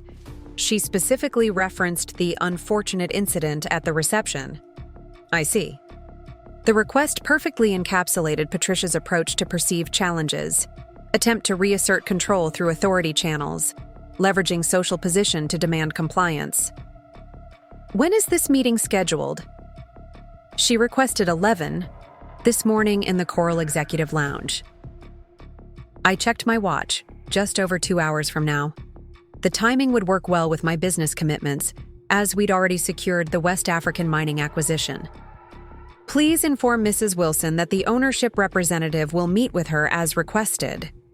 After Gregory departed, I called Sophia to update her on our acquisition success and Patricia's meeting request. Her laugh echoed through the phone. She's complaining about you to you? That's priceless. Predictable, actually, I replied. When direct intimidation fails, Patricia escalates to proper channels to reassert control. She's expecting some mid-level manager she can bully into enforcing her social hierarchy. Are you going to reveal yourself as the owner? I considered the question thoughtfully. Not immediately. I want to understand exactly what she's trying to accomplish first. And Michael? Any developments there? The question carried layers of concern beyond simple curiosity. Sophia had witnessed our relationship from the beginning, including my gradual self-diminishment to accommodate Wilson expectations. Some promising signs, I admitted cautiously. He helped with research on the competing consortium last night. Actually, engaged with my work in a way he never has before. And he confronted his father about interfering with our business relationships. Her tone conveyed skeptical reservations. One night of decent behavior after 2 years of enabling his family's treatment of you. I know, I acknowledged. I'm not making any decisions based on promises or momentary improvement. If there's a path forward for us, it will require consistent, demonstrated change. After ending the call, I dressed deliberately for my meeting with Patricia, selecting a sophisticated sheath dress in deep sapphire blue that complemented my grandmother's pendant. The outfit conveyed unmistakable executive authority while remaining elegant, precisely the opposite of the diminished, accommodating, almost Wilson I'd allowed myself to become over the past 2 years. As I entered the Coral Executive Lounge, precisely at 11, I spotted Patricia immediately. She sat with perfect posture at a corner table overlooking the resort grounds, her Hermes scarf and tailored suit creating the impression of aristocratic authority she cultivated so carefully. Beside her sat Charlotte, Michael's sister, whose presence suggested this meeting carried greater significance than a simple service complaint. Patricia's expression when she saw me shifted rapidly from confusion to irritation. Emma, darling, this is a private meeting with resort management. I'm sure the spa has some lovely treatments available if you're looking for morning activities. The dismissal was delivered with her characteristic blend of condescension and false concern, the same tone she'd used countless times to redirect me away from Wilson family business discussions toward more suitable feminine pursuits. Actually, Patricia, I am your meeting, I replied calmly, taking a seat across from them.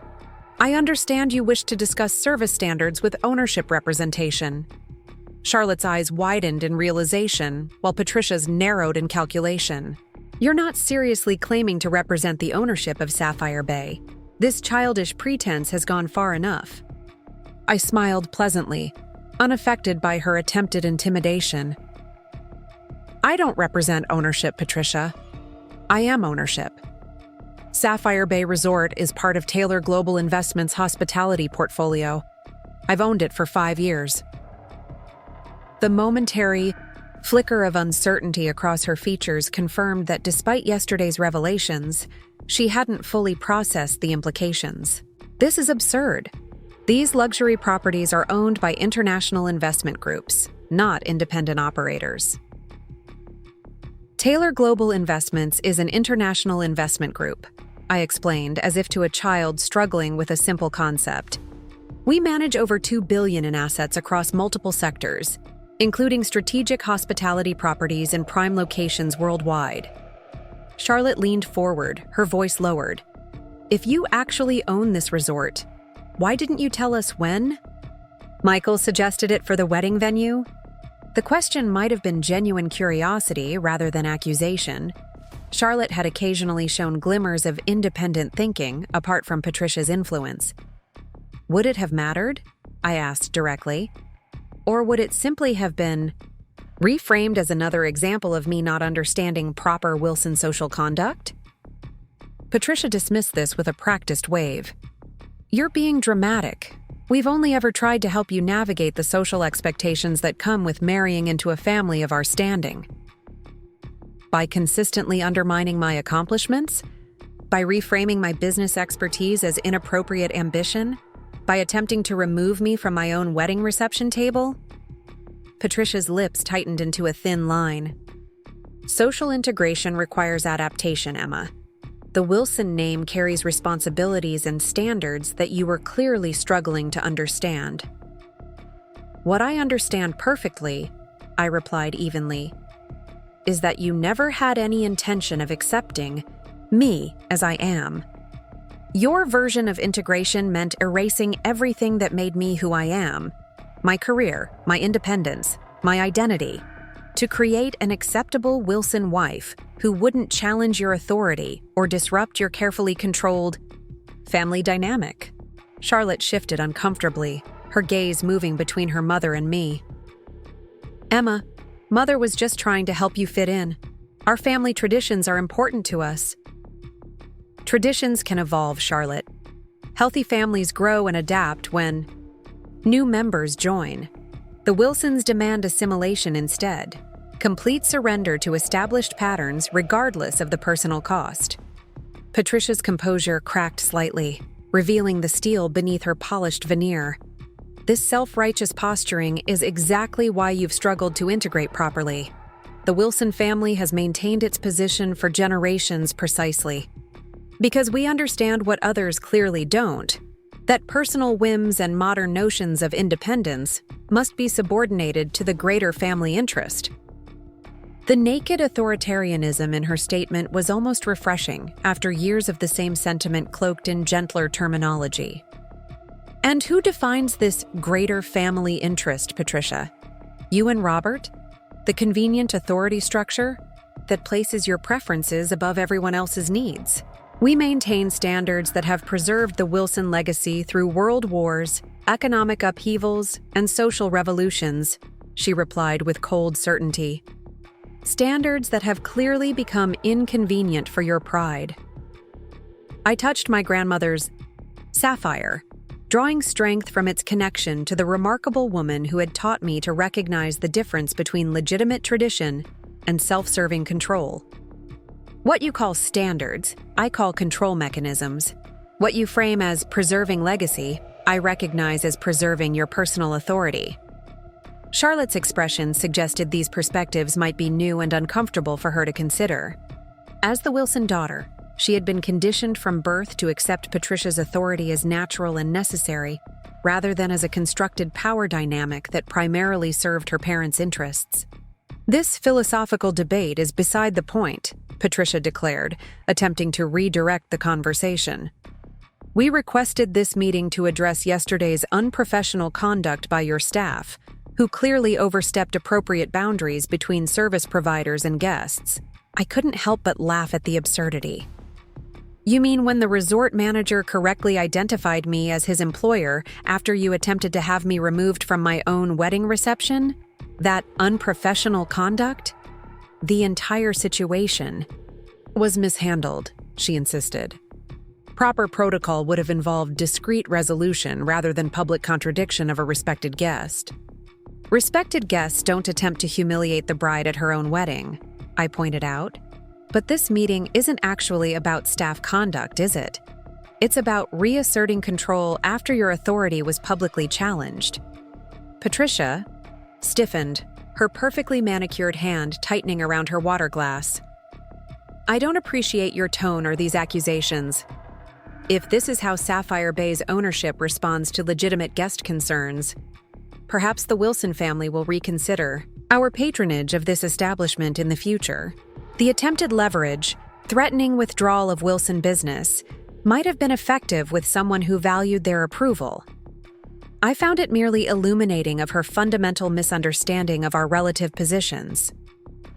That's certainly your prerogative, I replied pleasantly, though I should mention that Sapphire Bay's occupancy rate runs at 97% year-round, with a waiting list for premium booking periods. The Wilson family's patronage, while appreciated, represents approximately 0.003% of our annual revenue. Charlotte couldn't quite suppress a startled laugh, quickly silenced by Patricia's sharp glance. The moment revealed another crack in the Wilson facade, the daughter momentarily acknowledging the absurdity of her mother's inflated sense of importance. Now, I continued, was there anything else you wished to discuss with ownership? Perhaps concerns about the breakfast buffet selection or the pool temperature? Patricia rose abruptly, gathering her designer handbag with the practiced dignity she maintained even when retreat was her only option. This conversation is clearly unproductive. Charlotte, we're leaving. As Charlotte stood to follow her mother, she hesitated momentarily. Emma, for what it's worth, I thought your education foundation work was actually quite impressive. Mother just felt it might distract you from family priorities. The small acknowledgement, offered despite Patricia's obvious disapproval, suggested Charlotte might have more capacity for independent thought than I'd previously recognized. Thank you, Charlotte.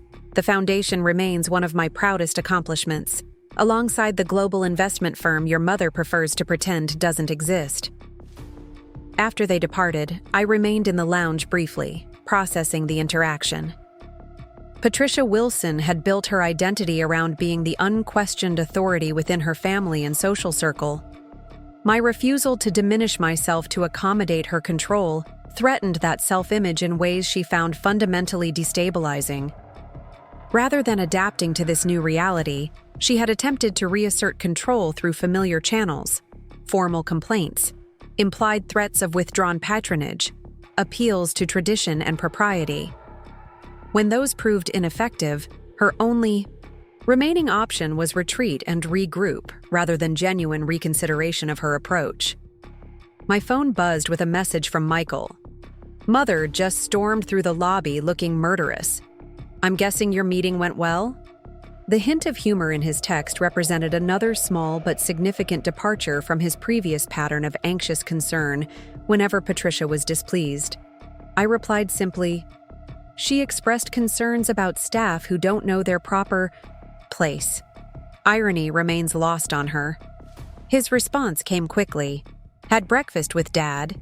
Told him I know about the European consortium and his interference with your business. He suggested I was being manipulated by your distorted perspective. I walked out.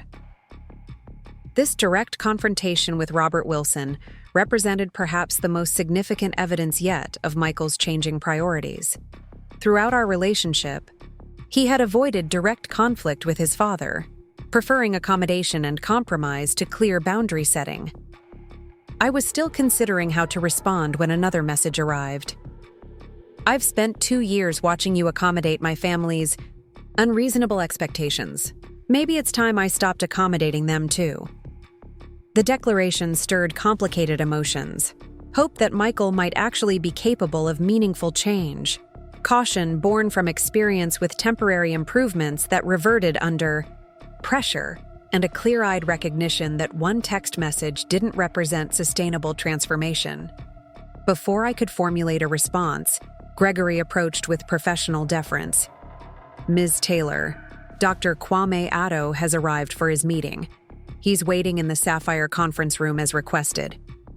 The unexpected announcement momentarily confused me. "Dr. Addo is here? In person?" "Yes, ma'am. He mentioned something about preferring to finalize significant partnerships face-to-face whenever possible." The CEO of West African Mining had flown in personally to complete our acquisition, a gesture that reflected both the significance of the partnership and, perhaps, his desire to confirm my leadership stability after Robert Wilson's attempted interference. "Please tell him I'll join him shortly," I replied, quickly shifting mental gears from personal complexity to professional responsibility. "And have Sophia Chen notified of his arrival immediately." The transition from confronting Patricia Wilson to finalizing a major international acquisition perfectly encapsulated the dual realities I was navigating, reclaiming my personal boundaries, while simultaneously leading a global investment firm through strategic expansion. The compartmentalization required significant emotional bandwidth, but also provided welcome clarity after the relationship turmoil of the past 36 hours.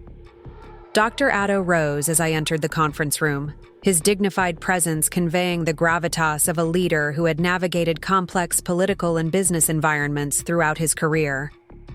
"Ms. Taylor, thank you for accommodating this unscheduled visit. I believe in looking my most important partners in the eye when finalizing agreements that will impact thousands of lives. Your commitment to personal engagement is one of the qualities that made West African Mining an attractive acquisition," I replied honestly. "Leadership that values relationship alongside financial metrics aligns perfectly with Taylor Global's investment philosophy." Sophia arrived moments later, professional as always, despite her surprise at the in-person meeting. "Dr. Addo, what an unexpected pleasure. I trust your journey was comfortable?" As we settled into detailed discussion of implementation timelines and integration strategies, I found myself drawing particular satisfaction from finalizing this acquisition in the same resort where Patricia Wilson had attempted to dismiss me as inconsequential just 36 hours earlier. The juxtaposition couldn't have been more striking, from being asked to leave my own wedding reception as unsuitable to leading negotiations that would create sustainable economic development across multiple communities. Dr. Addo seemed particularly interested in our community education initiatives, the connection points between Taylor Global Investments and the education foundation I had established years earlier. "Your integrated approach is distinctive, Ms. Taylor. Most Western investors treat profit generation and community development as separate functions, often with the latter receiving minimal genuine attention. They're fundamentally interconnected," I explained, outlining our philosophy. "Sustainable business requires educated workforces, stable communities, and transparent governance. Our investment approach recognizes that directing resources toward these foundations creates long-term value rather than merely extracting short-term profit." As we concluded our meeting with signed agreements and ceremonial photographs, Dr. Addo offered a final observation that resonated deeply. "In my experience, Ms. Taylor, true leadership isn't demonstrated during comfortable moments, but in how we navigate unexpected challenges with integrity and purpose." The wisdom echoed my grandmother's guidance so precisely that I touched the sapphire at my throat automatically. "My grandmother expressed similar philosophy," I acknowledged. "She built her business empire on the principle that crisis reveals character more clearly than success ever could." "A wise woman," he noted. "Her influence clearly shapes your approach." After Dr. Addo departed for his return flight, Sophia remained in the conference room, studying me with the perceptive insight of long friendship. "You seem more centered today, despite everything with the Wilsons and your one-day marriage crisis." "Finalizing this acquisition helps," I admitted. concrete accomplishment amid personal uncertainty. And Michael? His text about confronting his father suggests some potential for growth. I sighed, acknowledging the complexity. Potential, yes. But I need more than momentary rebellion against parental authority to believe in sustainable change. 2 years of pattern doesn't transform overnight. What's your next move? The question addressed both personal and professional dimensions. With the West African mining acquisition secured despite Robert Wilson's interference, and Patricia's attempt to reassert control thoroughly neutralized, I had successfully protected my business interests. The remaining question centered on whether my marriage had any foundation worth preserving. I need clarity with Michael, I decided. Not promises or declarations, but honest assessment of whether we've been building a relationship based on mutual respect and understanding, or simply performing roles that satisfied Wilson family expectations. And if it's the latter, then better to acknowledge it now than continue investing in an inauthentic connection. The business metaphor wasn't accidental. My grandmother had always approached personal relationships with the same clear-eyed assessment she applied to potential investments, evaluating genuine value rather than superficial appeal. After Sophia departed to coordinate post-acquisition integration tasks with our team, I messaged Michael. "Free for dinner tonight? We need to talk." His reply came immediately. "Yes, your suite at 7?" I confirmed the arrangement, then spent the afternoon reviewing our West African mining integration strategy, while occasionally monitoring updates about Robert Wilson's continued attempts to gather information about Taylor Global's financial position. His persistent interference, even after Michael's confrontation, revealed much about both his determination to maintain control and his fundamental inability to recognize legitimate boundaries. Evening approached with golden light spreading across Sapphire Bay's pristine beaches. I changed from business attire into a simple but elegant dress, once again wearing my grandmother's sapphire pendant. Not as armor this time, but as connection to her wisdom as I navigated this pivotal conversation. Michael arrived precisely at 7, casually dressed but with an air of purpose that suggested he'd been preparing for this discussion as deliberately as I had.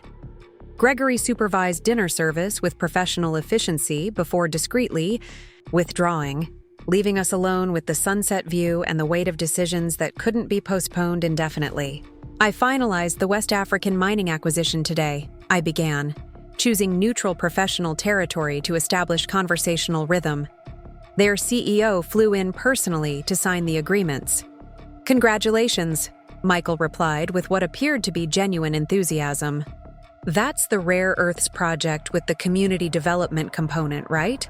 A significant accomplishment, especially given my father's interference attempts."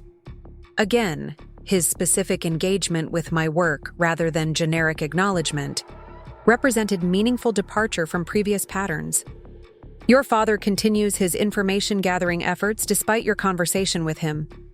Michael sighed, setting down his fork. "I'm not surprised, unfortunately. Dad views relationships as strategic assets to be managed rather than connections to be nurtured.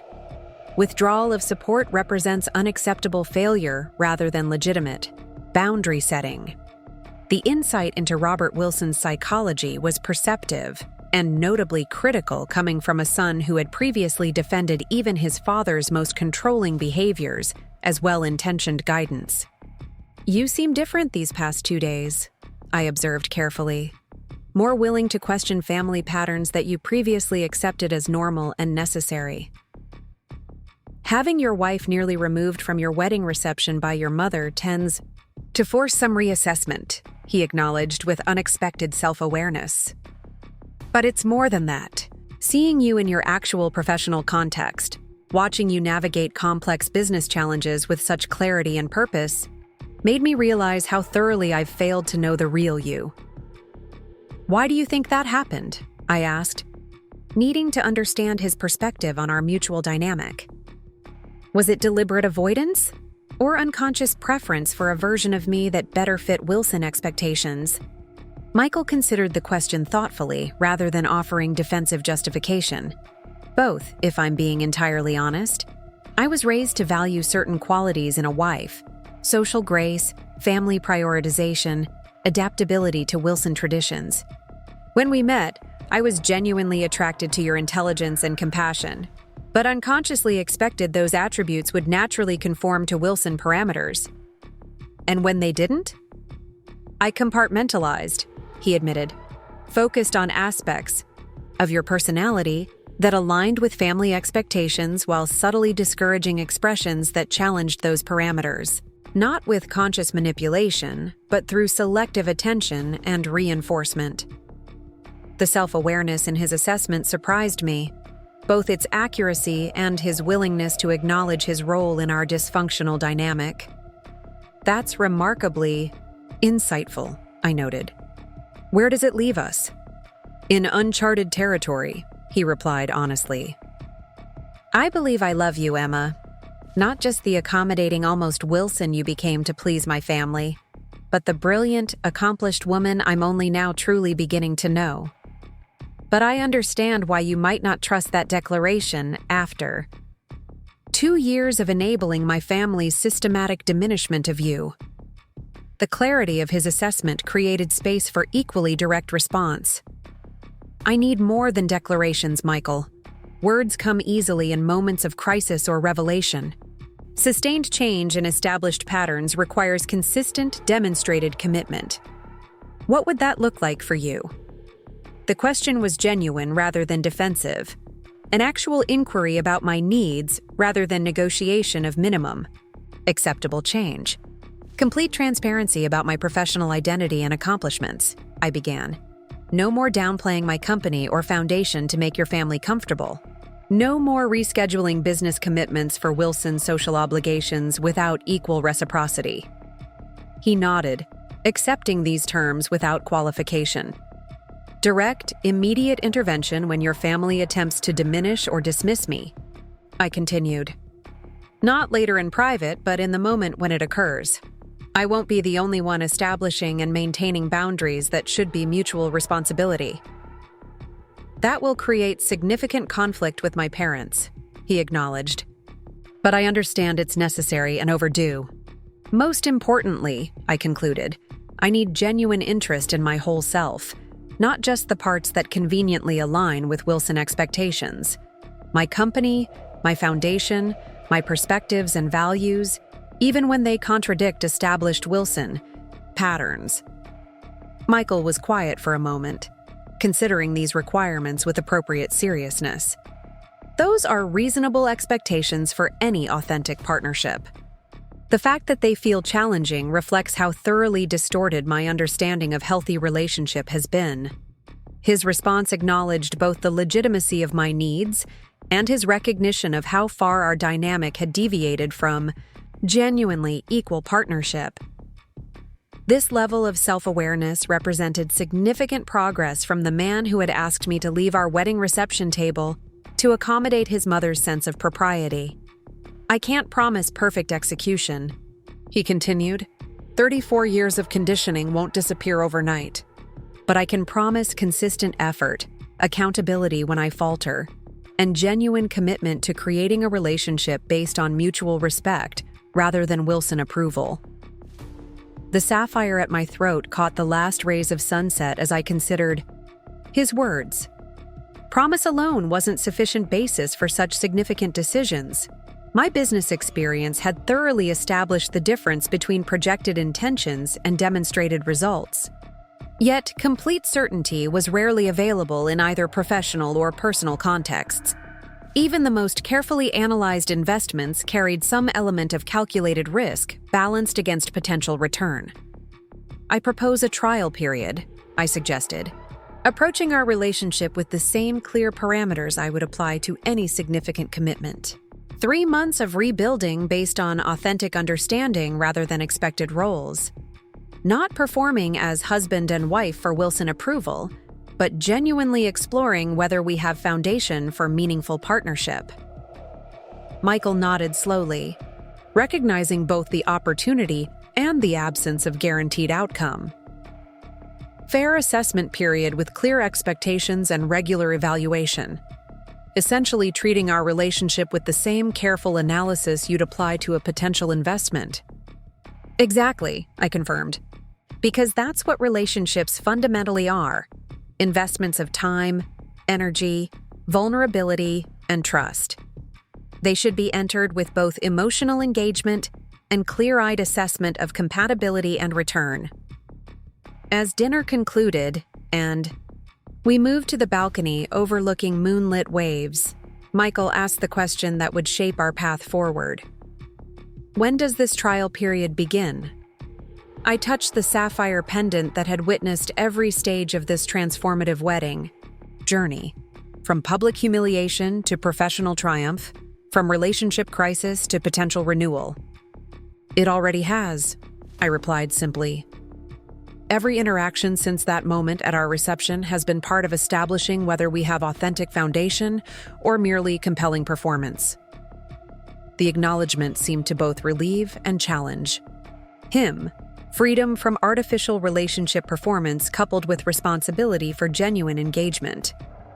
Then I hope my actions continue demonstrating meaningful change rather than momentary adjustment.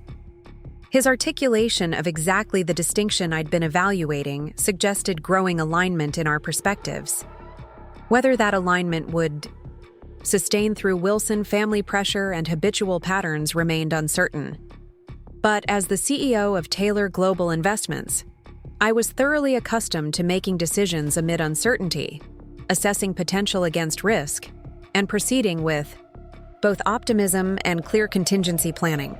The Sapphire caught moonlight as Michael departed for his own suite, our relationship status deliberately ambiguous, but our expectations newly clarified.